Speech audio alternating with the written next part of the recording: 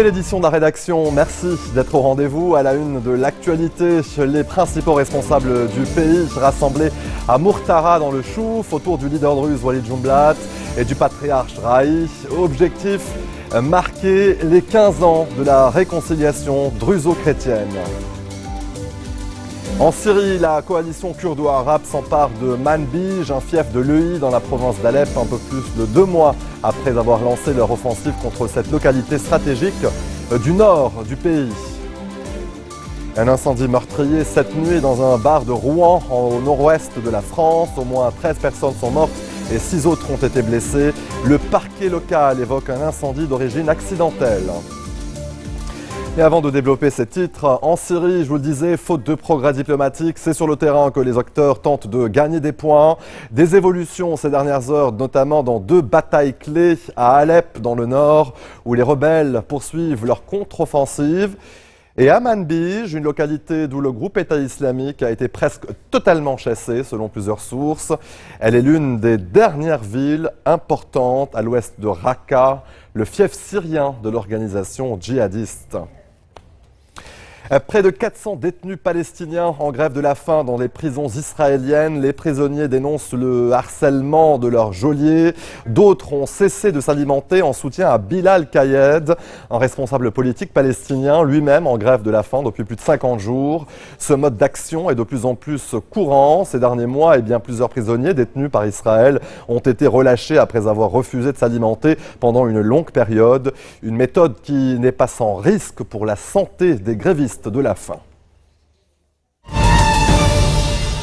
C'est peut-être l'homme qui succédera à Ban Ki-moon à la fin de l'année. L'ancien Premier ministre portugais António Guterres est toujours en tête pour devenir le prochain secrétaire général des Nations Unies après un 2e scrutin du Conseil de sécurité.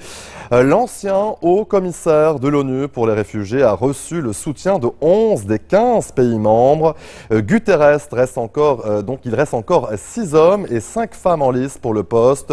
Les négociations pour la sélection pourraient donc durer jusqu'en octobre. Je vous le disais en titre, un incendie meurtrier cette nuit dans un bar de Rouen en Normandie, au nord-ouest de la France. Au moins 13 personnes sont mortes et 6 autres ont été blessées. L'une d'entre elles serait dans un état d'urgence absolu. Le lieu avait été privatisé pour une soirée d'anniversaire et les victimes auraient entre 18 et 25 ans. Le parquet de Rouen évoque un incendie d'origine accidentelle. Ils étaient venus ici célébrer un anniversaire. La fête a viré au cauchemar au moment où la personne qui a porté le gâteau a trébuché dans les escaliers. Les bougies à étincelles ont aussitôt embrasé le matériel d'isolation présent au mur et au plafond de l'établissement. C'est un truc qui fait mal parce qu'on a perdu beaucoup d'amis. C'était très dur hier, c'était choquant. 13 jeunes, âgés entre 18 et 25 ans, ont perdu la vie dans l'incendie. Leurs proches et amis sont ce matin terrassés par la douleur. J'ai perdu beaucoup d'amis, comme des frères et sœurs, des cousins, des cousines.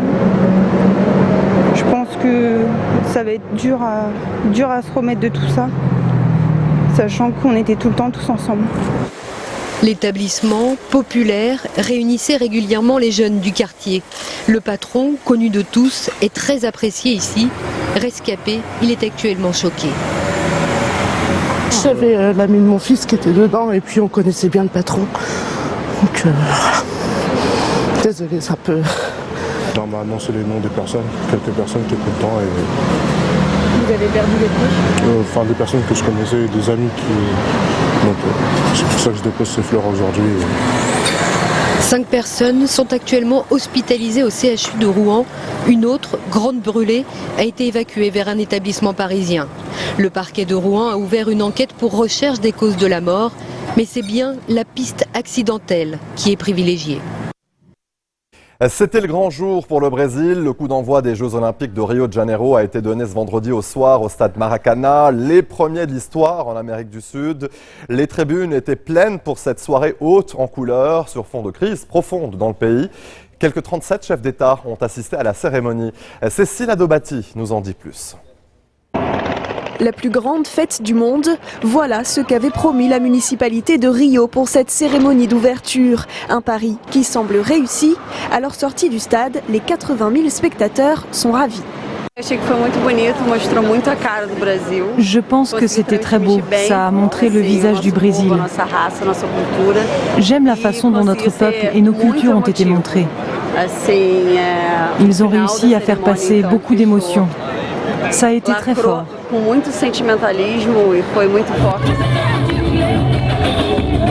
L'ambiance est aussi au rendez-vous dans les rues. Pour le plus grand plaisir des touristes, 500 000 sont attendus pendant les Jeux. C'est super, honnêtement, j'adore être à Rio. J'adore ce pays, l'énergie est incroyable. Et pour ceux qui n'ont pas pu assister à la cérémonie, la fête se déroule à l'extérieur devant un écran géant. Après le stade de Maracana, la flamme olympique a poursuivi sa route jusque dans le centre de Rio pour allumer une deuxième coupe plus modeste que la principale. C'était émouvant, l'entrée des Brésiliens, celui qui a allumé la coupe olympique. Tout était très beau et émouvant. Ça valait vraiment la peine d'être là pour tout voir. C'est la première fois qu'un pays d'Amérique latine organise les Jeux olympiques. Jusqu'au 21 août, tout Rio va continuer de vibrer au rythme des Jeux. Allez, restez des nôtres au retour de la pause et pour commenter l'actualité locale avec nous en plateau, Georges Salouane, spécialiste de la politique libanaise. A tout de suite.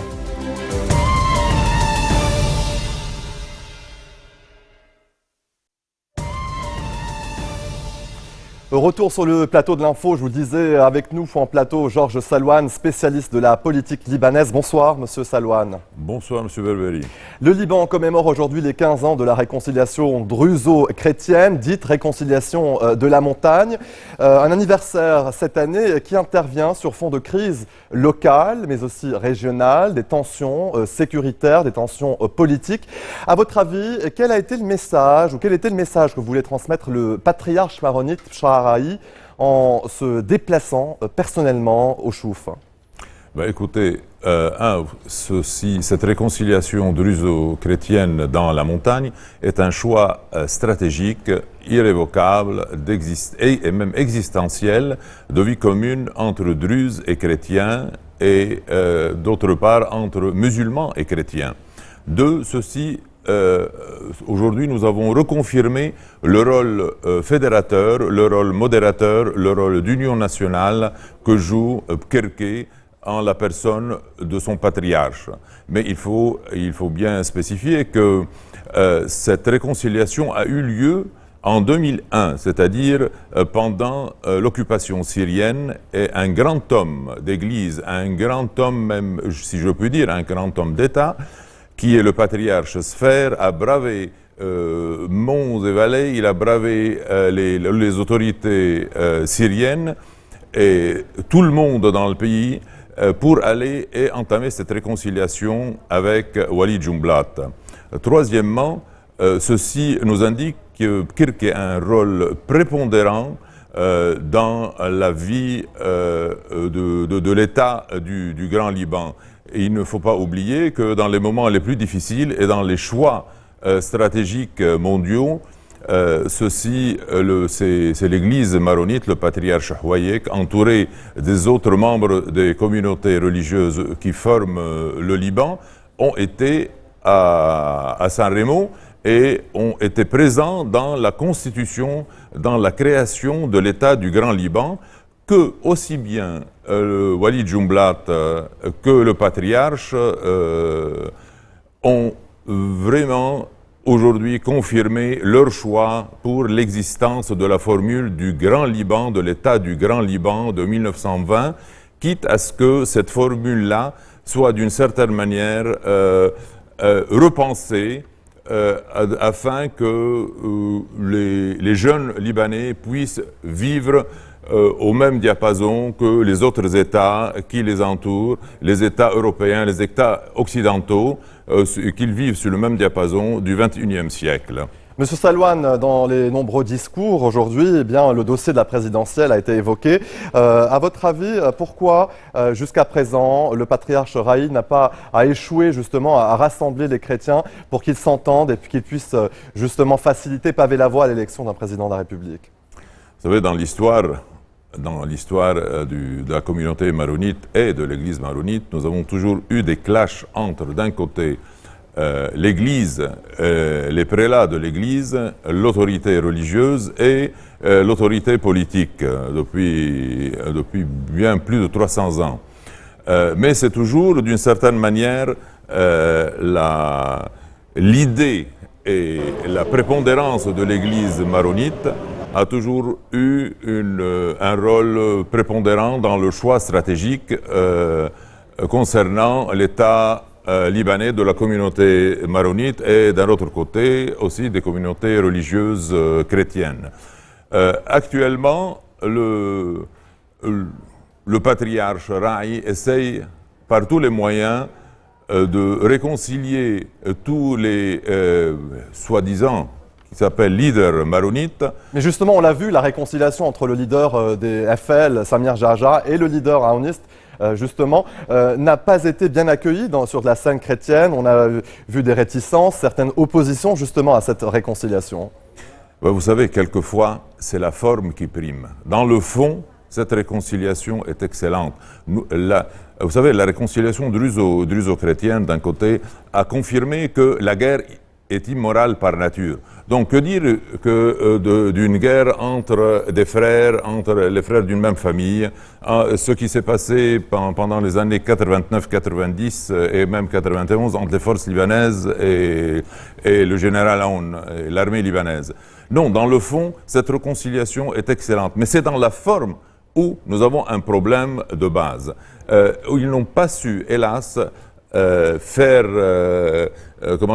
accepter dans la forme ce principe de réconciliation. Ils ont, hélas, plutôt que cette réconciliation soit généralisée et que toutes les parties rentrent et acceptent de jouer un rôle prépondérant dans cette réconciliation, eh bien, certaines parties libanaises, certaines factions politiques libanaises croient que cette réconciliation ne va pas dans le fond, elle ne va pas solutionner le fond du problème, mais c'est une réconciliation de forme dans la préparation des nouvelles élections législatives et dans la répartition des pouvoirs, du pouvoir plutôt, dans l'avenir après les élections législatives prochaines qui, en principe, devraient être prévues en 2017, en mai 2017, après cette prolongation et cette prorogation du Parlement libanais. Et le patriarche Rai, aujourd'hui, M. Salouane, a une nouvelle fois appelé les parties libanaises à s'entendre, notamment le 14 mars, le 8 mars, qui dialoguent en ce moment même. Et justement, le patriarche Rai appelle à une entente. À votre avis, est-ce que ces séances du dialogue national vont aboutir justement à l'élection d'un chef de l'État ? Écoutez, je ne pense pas que ces séances de dialogue vont aboutir à quelque chose, hélas. Moi, je compare ce qui se passe non plus à un vaudeville, ça devient pire que ça.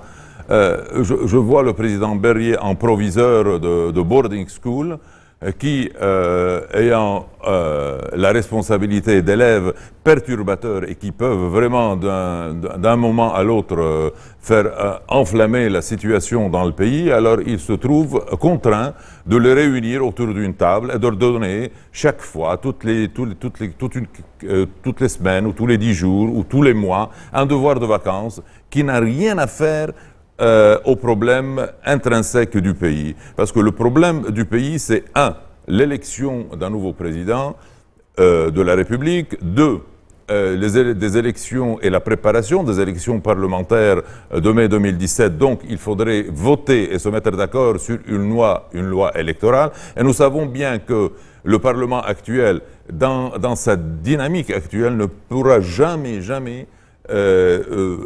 arriver à s'entendre sur une nouvelle loi électorale du XXIe siècle. 3, de nouvelles élections donc parlementaires, la formation d'un nouveau gouvernement qui soit plus représentatif à tous les niveaux et qui puisse nous enlever de cette crise, nous aider à dépasser cette crise socio-économique. Justement, qui est l'arbitre de ces séances?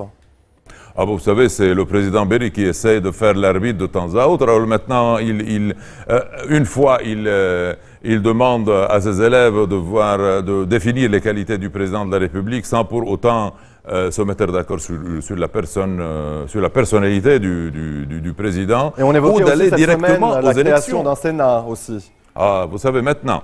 Ben, écoutez, la Constitution libanaise a stipulé la création d'un Sénat qui doit représenter non pas les confessions, mais il a bien spécifié un mot plus général, les familles religieuses. Mais à l'heure actuelle, quelle priorité? Est-ce que c'est la création d'un Sénat ou justement l'élection présidentielle? Ben écoutez, avant tout, la grande priorité, c'est l'élection présidentielle. Parce que la création du Sénat doit aller de pair avec une nouvelle loi électorale pour des élections parlementaires. Donc on ne peut pas faire l'un sans l'autre. Et on ne peut pas faire les deux sans la présence d'un président de la République qui, lui, est garant de la Constitution et qui, lui, est le moteur, le vrai moteur, le dynamo, si vous voulez, d'un nouveau gouvernement, d'un gouvernement de jeunes, d'un gouvernement qui puisse ne plus pousser le pays à être annihilé par ces forces obscures, par ce que j'appelle toujours cette mafiocrité qui ne veut en aucun cas solutionner même le problème des ordures. Vous parlez du Hezbollah?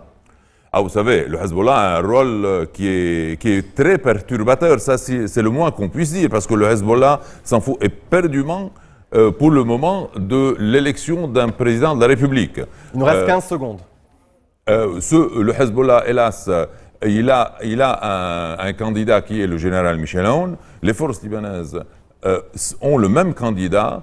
Les autres, le courant de futur a choisi Slimane Frangieh, mais le courant de futur, d'un autre côté, a bien spécifié quand il va être présent à la séance d'élection présidentielle et il est prêt à accepter l'élection du quelconque président, qu'il soit Michel Aoun, Slimane Frangieh ou une tierce personne. Malheureusement, ça sera le mot de la fin. Merci d'être venu sur notre plateau pour commenter l'actualité locale et régionale. Et voilà, tout de suite, le rappel des titres qui ont marqué l'actualité de cette journée. On l'évoquait, les principaux responsables du pays rassemblés à Murtara dans le Chouf autour du leader druze Walid Jumblat et du patriarche Raï. Objectif, marquer les 15 ans de la réconciliation druso-chrétienne. En Syrie, la coalition kurdo-arabe s'empare de Manbij, un fief de l'État islamique dans la province d'Alep, un peu plus de 2 mois après avoir lancé leur offensive contre cette localité stratégique du nord du pays. Et un incendie meurtrier cette nuit dans un bar de Rouen, au nord-ouest de la France. Au moins 13 personnes sont mortes et 6 autres ont été blessées. Le parquet local évoque un incendie d'origine accidentelle.